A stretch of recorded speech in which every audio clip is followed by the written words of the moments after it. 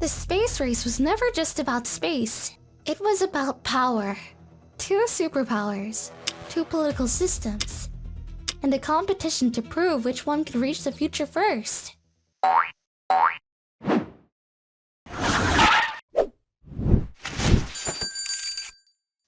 Welcome to Waifu History, where pronouns don't mean dick. I'm Belle, your history sensei, where all historical figures are portrayed as girls. Try not to take it too seriously. When World War II ended in 1945, the fighting stopped, but the rivalry did not. 2 countries emerged stronger than the rest, the United States and the Soviet Union. They did not trust each other, they did not share the same political system, and they both believed the future of the world depended on which system proved superior. They competed in weapons, they competed in influence, and eventually, they competed in space. The space race began with a weapon.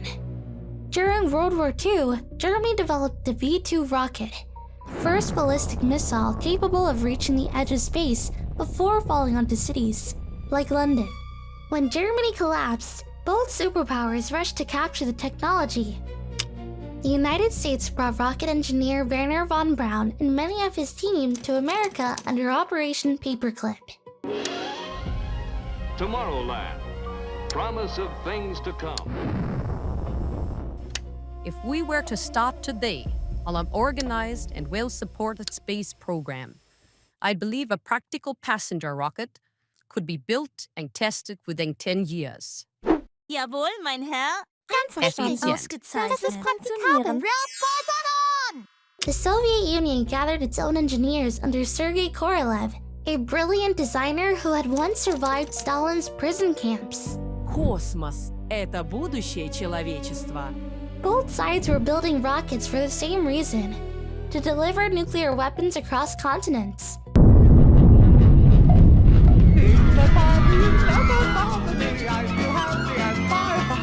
Space was not the goal yet, it was proof of power. On October 4th, 1957, the Soviet Union launched Sputnik 1. It was a small metal sphere that did little more than transmit a steady radio beep. But that beep meant something enormous. If the Soviets could launch a satellite over America, they could launch a nuclear warhead too. Living in the sunlight, loving in the moonlight, having a wonderful time. The United States attempted its own satellite launch under Project Vanguard. The rocket rose a few feet and exploded on live television.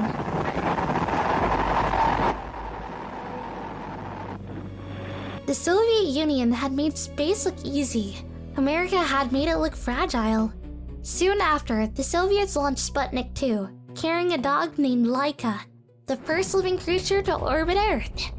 In response, the United States accelerates its efforts. In 1958, it created a new civilian space agency, NASA. The rivalry was now official. On April 12, 1961, Soviet cosmonaut Yuri Gagarin orbited Earth. He became the first human in space. For the Soviet Union, it was proof that their system could lead humanity forward.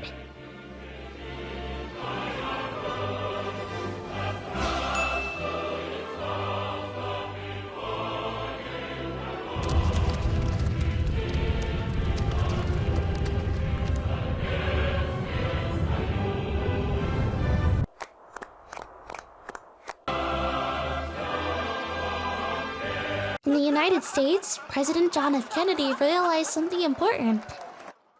America could not keep chasing Soviet achievements one by one, so he chose a different goal. Do you think this program is the top priority program of the agency? No, sir, I do not. I think it is one of the top priority programs. Jim, I think it is the top priority. I think we ought to have that very clear. Whether we like it or not, this is an intense race. And if we make it second to the moon, it's nice, but it's like being second anytime. On May 25th, 1961, Kennedy announced the United States would land a man on the moon before the end of the decade. We choose to go to the moon. We choose to go to the moon in this decade and do the other things, not because they are easy, but because they are hard. Because that challenge is one that we are willing to accept, one that we are unwilling to postpone. and one that we intend to win. At that moment, it sounded almost impossible.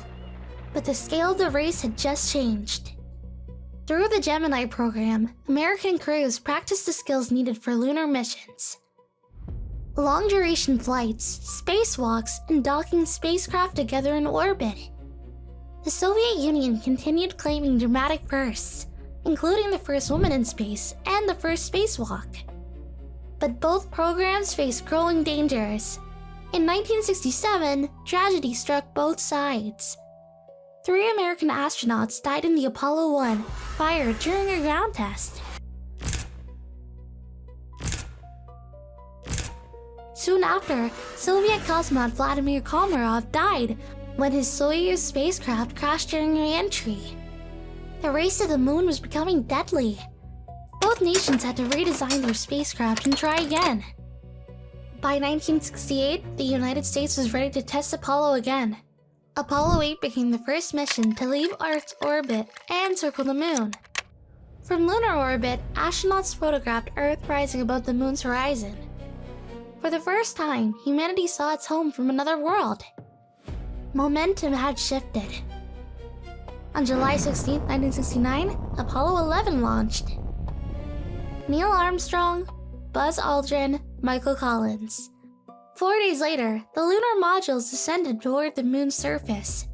Computer alarms sounded, fuel ran dangerously low. Armstrong took manual control. Down 2.5. Forward. Forward. 40 feet down, 2.5, picking up some gust. 30 feet, 2.5 down. 4 forward. 4 forward. Drifting to the right a little. 20 feet down. Drifting forward just a little bit.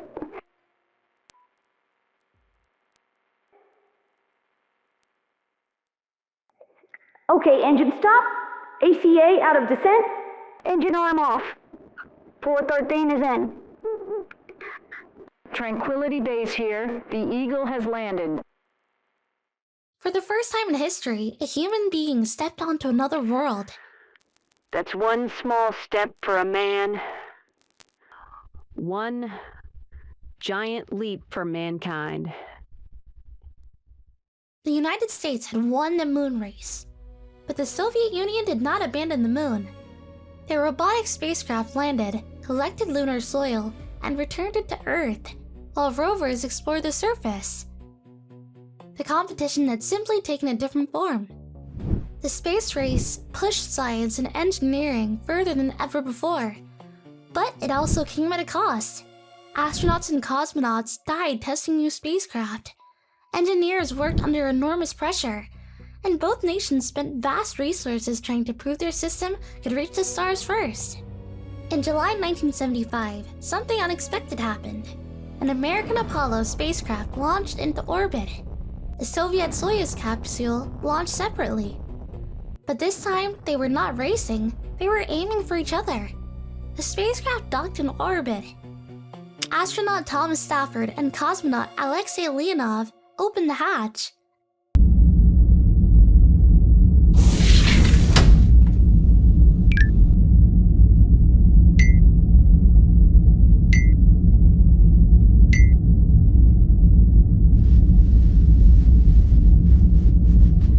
Shook hands in space.